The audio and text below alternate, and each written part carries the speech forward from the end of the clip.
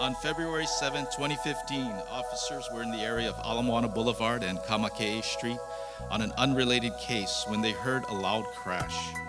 The officers checked the area to find a tour bus had collided with several street signs and a concrete barrier.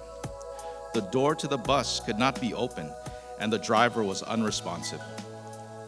Having no other means to make entry, officers Christopher Nutter and Austin Rogers smashed the glass door of the bus, climbed over the damaged door, and got to the driver.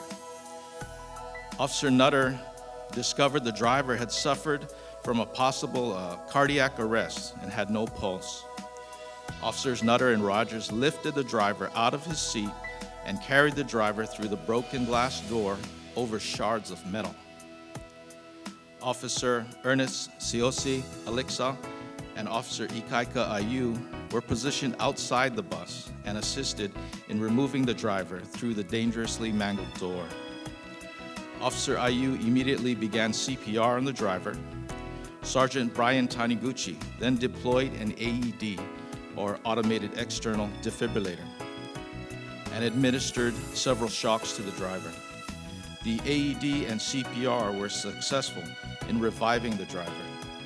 The ambulance crew later arrived and took over the medical care of the driver. The driver was taken to an area hospital in critical condition and eventually survived a massive heart attack. It is with great pride that I introduce you to these fine officers in receipt of Honolulu Police Department's Letter of Appreciation.